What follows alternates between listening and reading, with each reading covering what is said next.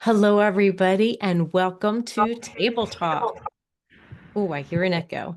My name is Joni Rampola, one of the registered licensed dietitians with your Giant and Martins.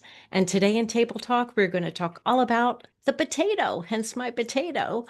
And I have with me Bob. Bob, introduce yourself for a minute and say, why are we even talking about a potato? What do you do?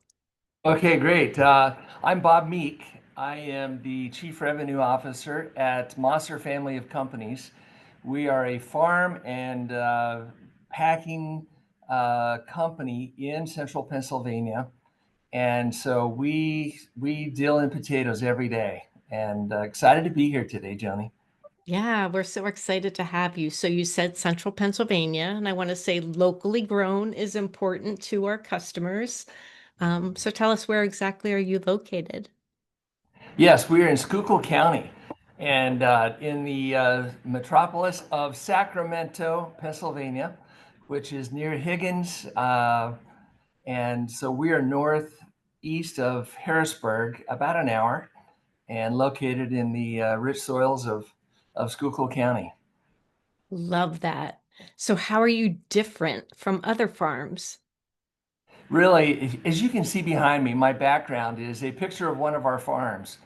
And here in central Pennsylvania, we farm differently than the rest of the potato world. Honestly, I come from the West Coast. I've lived in Idaho a number of years, and Colorado, big potato producing states.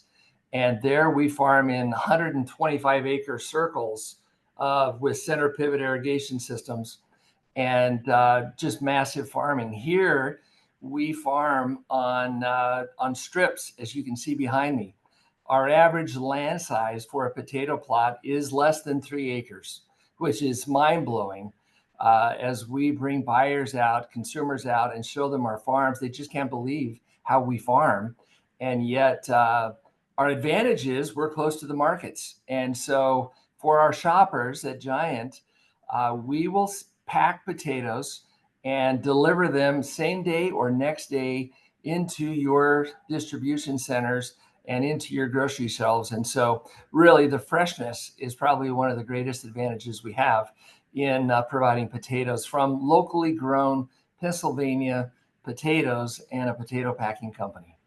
Yeah, that's awesome. And you supply all Giant and Martin stores for us, so that's awesome. Yeah. Yes, we do. Yeah, I would love for you to share some of the farm family's history because I know they're like eighth generation, and I think that's amazing. Yes. The Mosser family began farming potatoes in 1754. And so, as we think back, how many companies can you even name that began can trace their family roots back to 1754 in the same line of business? And so, as Johnny said, we are in our eighth generation of Mosser family. The ninth generation are in high school and college, and they're hopefully soon to be on board in the company in the ninth generation. But the Mossers began farming here potatoes in Schuylkill County in the area. Back then, have farmed potatoes every generation since. And the Mosser family of companies, or the Sturman Mosser company, began over 50 years ago as the company we are today, as Mosser, and began farming, began packing potatoes in a very simple way, mostly 10-pound paper sacks, 50-pound sacks, would deliver them to grocery stores. And now today, wow, we're far past that with robots and farms and equipment, and it's a much different business today. All right, I have some customer questions I want to dive into.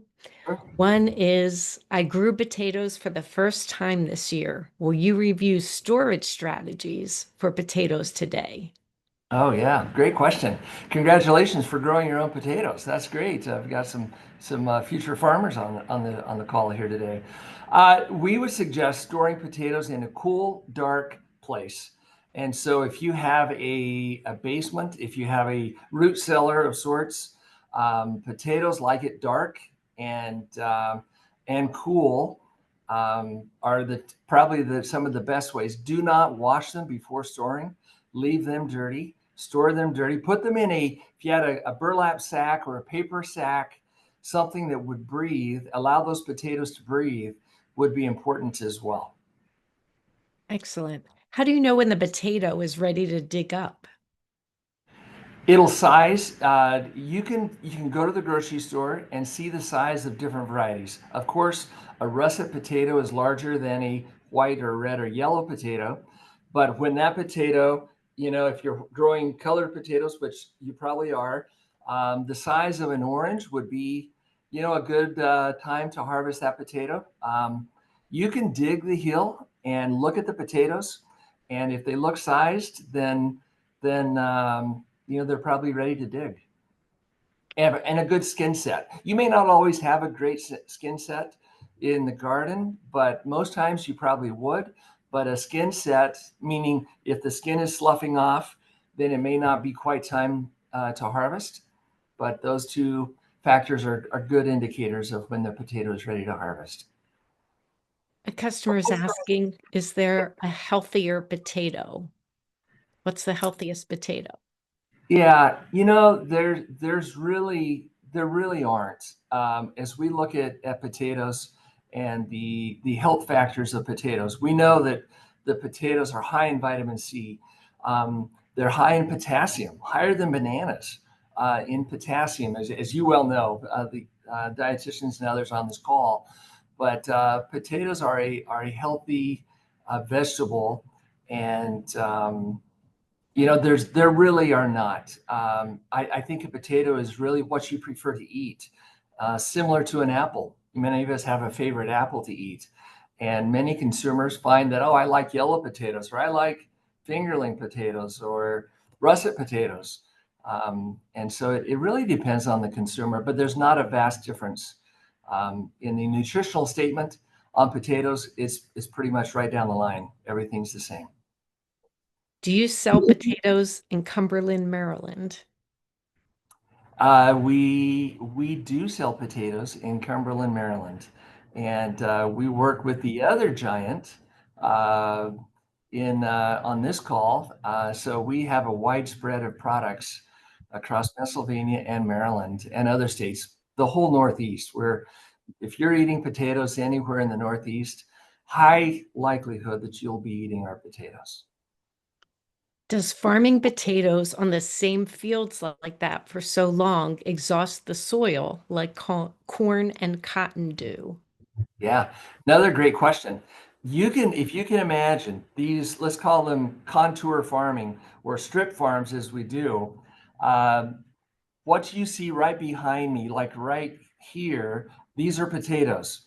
And next year, if we looked at this same piece of ground, if this were this year, that piece of ground would have soybeans, corn, or wheat on that particular plot of land.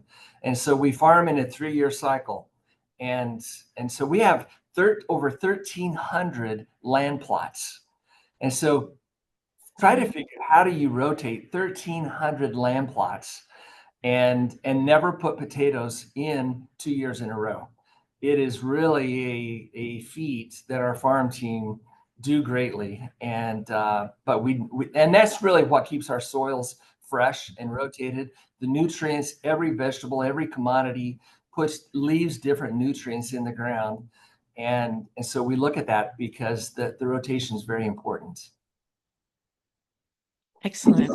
Customers asking if you dig up a potato before it's really ready for harvest, is there a way to recover them and will they still ripen? It depends on how seriously you would damage the root structure. If you're digging from the side and not digging into that root vein structure, you can get a look at the potato without digging up the whole pile. And as we go out and do test digs, we'll dig a hill, what we call a plant or a hill of potatoes, and then we'll throw those potatoes right back under the dirt, and they'll store. Even if we damage the root structure, those potatoes will set in the ground just fine. And when we harvest a month later or whenever it may be, those potatoes are still good. Excellent. Because of the climate, are you limited as to the varieties you can grow? We are to some degree. Yes, we are to some degree.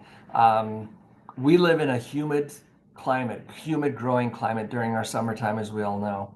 And organics are not easily grown in humid climates. They do better in a drier climate, and so we will not grow organics. We grow a lot of other varieties. Yellows are our main variety that we grow. We grow a lot of white potatoes. I grow some russet potatoes. Reds here locally in the state of Pennsylvania are a little more challenging to grow. And so we'll grow most of our reds in other locations. But yeah, this is a Pennsylvania used to grow over 150,000 acres of potatoes. And that has decreased as the Western United States figured out how to farm and grow potatoes. Uh, we at that time we lost some acreage, but really what we do here in Pennsylvania is amazing. And I don't know how many know that Pennsylvania is probably the largest chip growing state or producing state. We produce more potato chips, different varieties of potato chips here in Pennsylvania than probably anywhere in the United States or the world. And so let's be proud of that fact, right? There you go. Yeah, yes, absolutely. Um, Harold is asking, can you describe the entire life cycle from planning till it comes to your Giant or Martin store? Oh, I'd love to.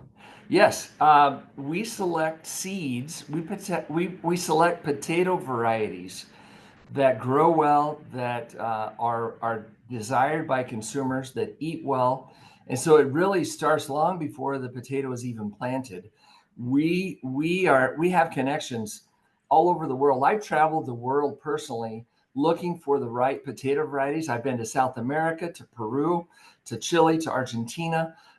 Spent numerous trips in Holland, in the Netherlands, looking in other France, other countries, looking for the varieties. We select the best varieties and also work with our local Penn State University ag departments, Cornell, other universities also develop varieties. So we select with the variety. We bring that variety in. We cut that potato. You probably know, but a potato to plant, every potato has multiple eyes on that potato. We need to cut that into seed pieces. Every seed piece needs to have an eye on it. And then we plant that potato in the ground. We grow it, we harvest it, and we'll store it into bins or boxes, large 2,300-pound boxes. And we put them in coolers, in storages, and settle that. We call it is superized. That potato is superized, meaning it expels its excess moisture and becomes a stable, storable product. And then we will pack on these potatoes for a number of months we'll harvest in September and October. And then we'll pack on these potatoes through the month of April into May. And we bring it into our packing plants. We pack, and that potato is packed and then delivered into the Giant stores. And And Martin's. that's the life cycle. Yeah, Giant Martin stores. And so it's that's the brief life cycle of the potatoes up to that point. And so it's a great process. Can I add one more thing of interest to Yeah. this? While we're talking life cycles, many potato packers and farmers throughout the nation and world, they don't have good outlets for the byproduct. At Mossers, we have a fresh cut potato processing plant that what doesn't get fresh packed gets fresh cut. And then what doesn't get fresh cut gets dehydrated into potato flake or potato flour.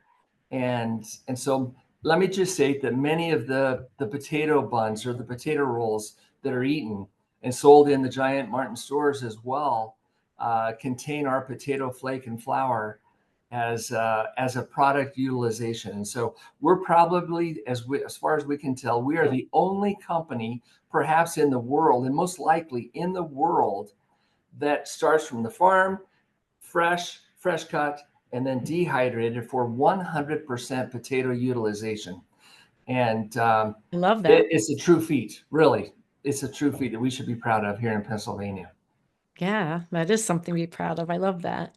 Yeah. What kind of potato is used for potato chips? There are different varieties. They have different makeups of not as much moisture, and so it's a. But they're a white potato, and different varieties of whites. A chip potato would not be the best for eating fresh potatoes, and so it's a different style of potato, different variety of potato. So a customer is asking if a baby red potato versus a regular red potato, are they different? Yeah, they are in makeup. They're not different. In size and breeding, they are different. And so, if we equated that to people, um, I've lived in Guatemala during my life, and the Guatemalans are very short people. And versus Holland, I go to Holland and everyone's tall, and so it's our makeup. And some people are short, some people are taller. The small creamer-sized potatoes that are little potatoes we find on our stores.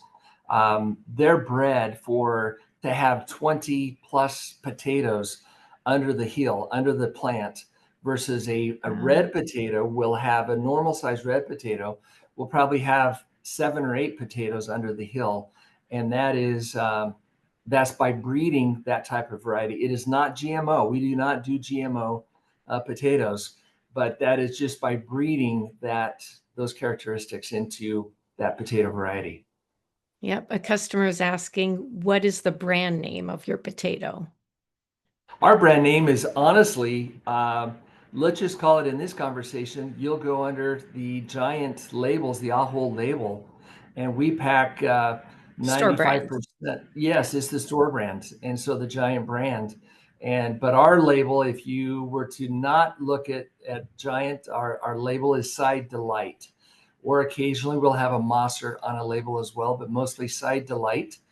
But most of what we pack are retail labels, ironically. Yeah. Are potatoes good to eat after they grow those sprouts? Absolutely. They really are. A sprout takes nothing away from the potato.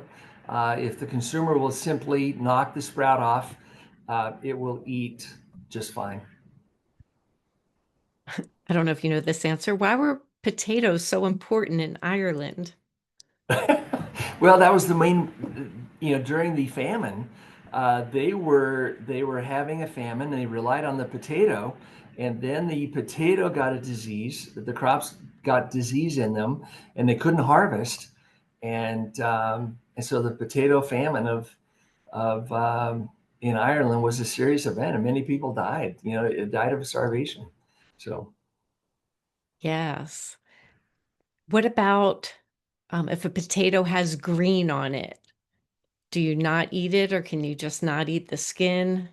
Yeah, that potato is still good. We would suggest that the consumer, the cook, simply the person cooking those potatoes would cut the green off. And so let's just say there's a green end on that potato. If you'll simply just get your knife and cut off that green part, and you'll see it in the flesh of the potato as well. But cut that off, and the potato is just fine what's left over. A customer says she heard that including a different variety of potatoes, like russet red and yellow, make better mashed potatoes. Is that true? I think everybody has an opinion. Are you a Ford or a Chevy person? Um, but I, you know, yellow potatoes make great mashed potatoes. And I spent many years in Idaho where the russet was big, and yet my favorite mashing potato is a yellow potato. Some people like to mash red potatoes, leave the skin on, and mash red potatoes. Russets, they make great mashed potatoes. They make great baked potatoes. You can look online and look for the different variety cooking characteristics very easily. There are charts that we'll pull up, and we can easily find that information. But it's consumer preference. Yep. Do you do research and development of new potato varieties? If so, what qualities are you breeding for? Oh, another great question. Well, we're full of great questions here today. Yes, we do. We have agronomists that are very well trained, very knowledgeable agronomists in our company, and we do an extensive trial project every year. We're trialing hundreds of varieties to look for. We love to have a smooth skin. We love to have uh, good color. We love to have varieties that hold or that will store well in long periods of time. And so we're looking for the same things I think the consumers are looking for as we shop for potatoes. We want something that's clean, crisp, and and favorable to the eye, but yet also eat well. And with our soils here in Pennsylvania, we truly feel we grow a potato that is very flavorable, and good tasting. And so we not only look at our own trials, but then there are other trials that happen around the world that we're keying into, and either attending those trials, field trials, or looking at the information that come from those field trials, and working with those seed breeders to keep the best varieties in front of us on our farms. Great. Can you address how long has the farm been a partner to Giant Martins, and what is that partnership like? Oh yeah, we began our business with Giant in 1976, Oh my and goodness. yeah, that's almost 50 years ago, right? And we packed Giant's first private label potato. Was called the finest label at that time. But we are Giant is a great partner of ours. And just 2 nights ago, we were out with the produce leaders in Giant. Went to a dinner together, and we have a very close relationship with the Giant Foods. We sponsor many events throughout the year. We have a potato palooza project that if anyone would like to attend a gleaning, we invite Giant, their employees, to come out to our farm. We glean our farms or one part of our farm for potatoes.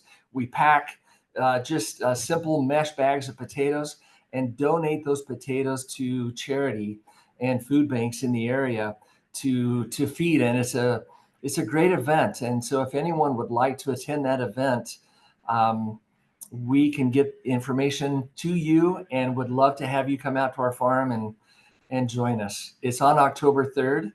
And it'd be a great event. And it's all for feeding America, feeding the needy. Sounds nice. Love that. Do you sell unwashed potatoes so that they'll store longer? We don't. We really don't have a business for that, and nor does really anyone, unless you go to a farmer's market. I think that would probably be the only place you would find unwashed potatoes.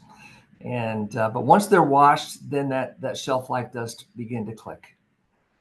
What causes the green in potatoes? Is it age, moisture, something else? It's sunlight, and sun and potatoes are not a good combination. And so we see it in the field. If potatoes are, if the soil happens to wash away from the potato itself, that potato will turn green. If on the grocery store shelf, those potatoes will turn green. Back in the day, I'm not sure how many do it today, but back in the day, produce departments would always have a black tablecloth that they would cover their potato table at night. To even any sort of light will turn a potato green if left exposed long enough. Are boxed potato flakes, do they still contain potassium? Yes, a potato doesn't lose its nutrient um, through the dehydrated process. It will still contain it. Honestly, I haven't looked at the studies to see exactly what percent, um, and I can't comment if it loses it. But I know that a dehydrated potato product still contains the basic nutrients that a fresh potato contains. Yep. Do you use pesticides? We do. We use them very sparingly, and our farming practices are conducive to farming responsibly, and yet we also sell a lot of organic potatoes, and so those, the organic farming is very different than conventional farming, but we're responsible farmers. We publish well, you can't see it, I guess, but it's a you know we call it our People, Process, and Planet Report. And in this report, we describe exactly how we farm and what we do to have responsible farming practices, and really to participate in regenerative ag to take care of our farms and the soils that are in our farms. And we test products for any residues that may be left in potatoes, and it's unscorable. And so we're providing a safe product to our consumers in very responsible ways. That's excellent. Somebody's asking for information to volunteer, that if there's something that I can send out to them. I would say come. Can I give my address? Is that okay, Sure. Joni? Yeah. Yeah. Yeah, they could come to 1 Spud Lane in Sacramento, Pennsylvania, on October 3rd. Um, and I would just say come out I don't know what the starting time is, but let's just say come out at 10 o'clock, and we'll be close to be going by that time. So 1 Spud Lane, Sacramento, Pennsylvania, and we'd love to have you. Great. Can potatoes be contaminated with E. coli like other vegetables have been? Let me answer that very carefully, okay? But I'll give a true answer. We live in an organic world. We have plants, we have air, we have water that all carry E. coli. And one of the things I will simply state is potatoes are always cooked. And so there's a kill step when we eat potatoes. And we can't think of a single instance where anyone would or should be eating potatoes uncooked. And as potatoes are cooked, any of those type of bacteria are killed. And so potatoes are very, very extremely 100% safe product to eat, um, as we process and eat potatoes. Is there a particular animal that invades potato crops, like rabbits do to lettuce? There are some. I think it depends on where you live. And if we lived a lot in the South, the boar hogs would probably be a problem to potatoes. Here, we have a lot of deer, and so we do all we can to attract the deer in other places. But the deer is probably one of our you know they a deer can damage potato crop. We'd love not to have any deer if we could. Right. What are some factors that influence the cost of potatoes? Mm. Like the world we live in, costs are rising everywhere. Potatoes are fertilizers are tied to the fuel market, and so as fuel price goes up, so do fertilizers, and so that is a cost. We look in America, labor is a look at the labor costs that have gone up in every industry, and we are not immune to that as well. And so labor costs are high, fuel costs are high. We have, a fleet of almost 40 semis that we put on the road to deliver our products. And so equipment is going up. Equipment costs are nearly double in recent years. And so almost every cost we have are growing up, are increasing, and yet we're doing our best to keep potato prices stable in the grocery store. And I think we've done a pretty good job. I don't think a family could feed their family for any less by eating potatoes compared to any other product. Awesome. I love that. So this is our last question as we're coming Okay. down to almost 12:30, but any tips for Yes. our customers on how to select potatoes in the store? I think common sense practices. If a potato is sprouted, and some will sprout, during types of the year. Potatoes in the springtime, they want to grow. And so if there's a sprouted potato and there's a potato that's not sprouted, pick the one that's not sprouted. If you see a potato that has a little russet or a little scurf, a little discoloration on the outside of the potato, don't be afraid of that. It will cook. As you cook it, it will go away. You could trim that off. If you skin the potato, it will go away. And so I would shop with your eyes. We provide nice potatoes. Giant Cells, they do a great job handling potatoes. And so shop with your eyes. Remember the taste, remember the eating experience that you have as you eat our potatoes, and go out and cook nutritious meals and enjoy. We have a website with a lot of recipes, sidedelight.com. You can find a ton of recipes on that website that's dedicated to our products, and many, many tasteful recipes there. You have lots of positive comments in chat. People really enjoyed your talk and felt like they learned a lot from you. So thank you. Oh, Greatly appreciate it. thank And you, thank you Joni. Thanks everybody everyone for for, being here. yeah, for being here. If the bag has, one more question, if the bag has moisture in it and I open it and air it out, is that better? It is. That is not a problem. It just means that there were temperature differences as it went through shipping, and the potato is perfectly fine. That's a great suggestion. Air it out, and it's fine.